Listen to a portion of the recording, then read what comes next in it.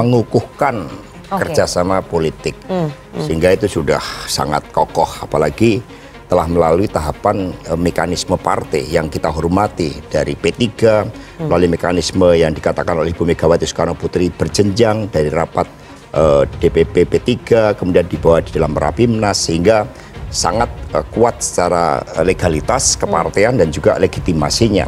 Sehingga kemarin memang kita bahas, karena habis itu ada pertemuan tertutup, dan kemudian sambil makan dilanjutkan lagi pertemuan antara Ibu Megawati Soekarno Putri dengan Pak Mardiono.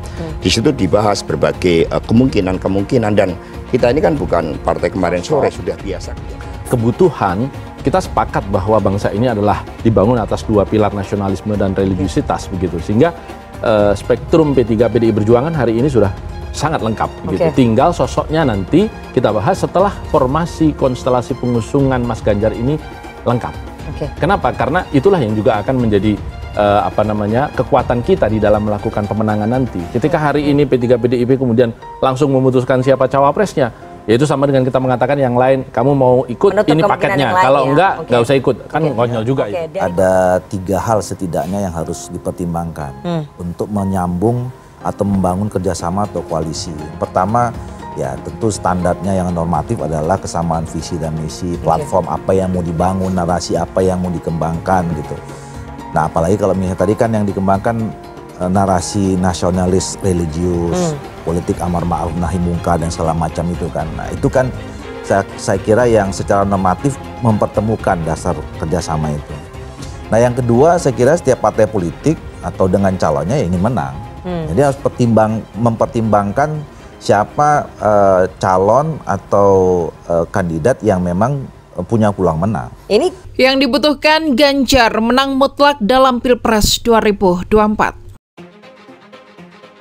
Langkah strategis Ganjar Pranowo menuju kursi Presiden 2024. Legitimasi politik Ganjar Pranowo akan semakin kuat dan meyakinkan ketika Pilpres 2024 bisa dieksekusi.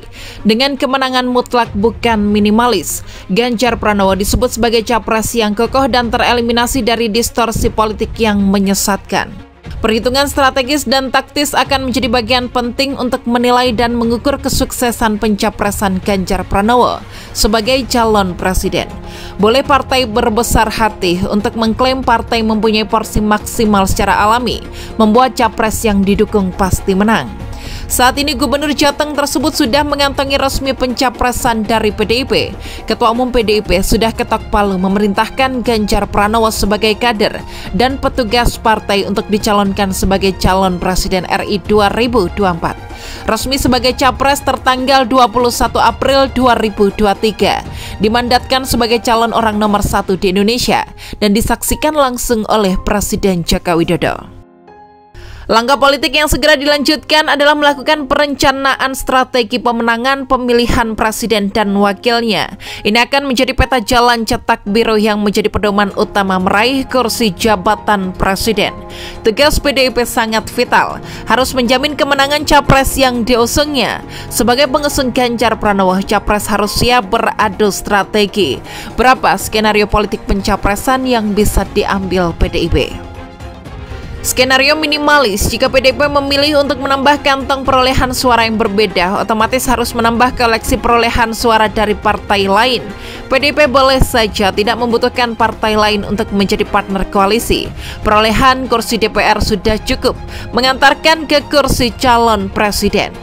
Skenario pencapresan model sendiri atau minimalis harus perhatikan konfigurasi lawan koalisi dan juga capres dan cawapresnya yang akan diusung.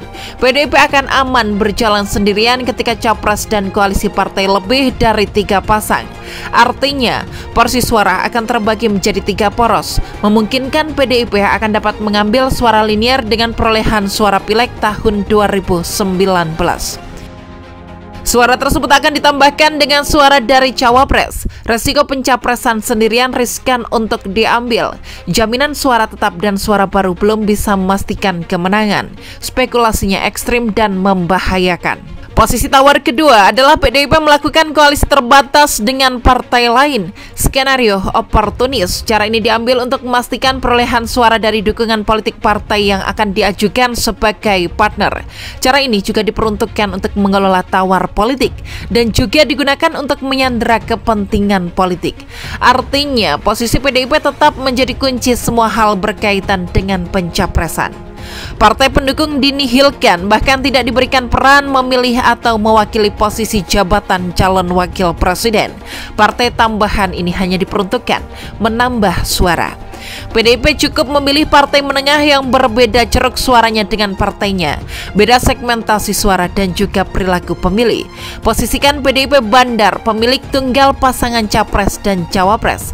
Distribusi jabatan level menteri dijadikan umpan mengikat partai pendukung.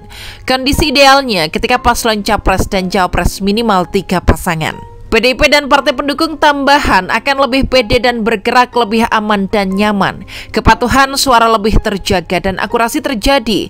Penggembosan suara dapat diminimalisir. Skenario ketiga adalah PDIP berbagi kue kekuasaan. Artinya PDIP sudah sangat rasional berbagi jatah kursi capres dan cawapres bagi partai besar atau koalisi partai. Pilihannya yang diambil bagaimana PDIP dapat memenangkan pencapresan dengan resiko berbagi. Resiko ini diambil ketua PDIP berhadapan lawan besar yang ditopang oleh koalisi gemuk.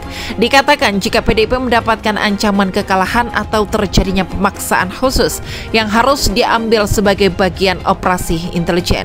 Memenangkan lawan secara mendadak, medan perang ini sudah menjadi klimak pertaruhan ideologis dan juga perkelahian kartel politik. Semua kubu lawan dalam posisi sama-sama cemas dan tertekan, berhadapan dalam perang besar namun serba tidak pasti. Resikonya dalam perang ini adalah jika paslon capres dan cawapresnya ada 3, kemungkinan 2 paslon poros besar yang menang tipis dan menang besar dengan poros kecil. Menjadi sebuah kepastian jika putaran pertama akan dimenangkan oleh poros besar. Mereka akan berjuang mati-matian di putaran kedua. Disinilah peperangan akhir pencapresan diuji. Akan menjadi perang head to head baik partai, koalisi partai dan juga para pendukung capres bersangkutan. Situasi betul mencekam dan menakutkan, saling mengancam dan terancam. Skema dalam pertempuran besar ini sudah tidak ada bargaining politik antara lawan dan kawan. Bahasanya adalah kehilangan atau memenangkan, win or loss. Kesimpulannya, di antara 3 skema politik pemenangan Ganjar Pranowo, presiden paling rasional adalah bagaimana Ganjar menang mutlak bukan menang tipis. Pilihan yang diambil adalah skenario ketiga, PDIP membagi kekuasaan, sharing jabatan dan menyatakan fakta integritas bersama untuk memenangkan Ganjar Pranowo dalam satu barisan, satu komando dan satu keputusan. Bersama PDIP dan koalisi partai, pasangan Ganjar dan cawapresnya akan menang total bukan menang tipis atau minimalis.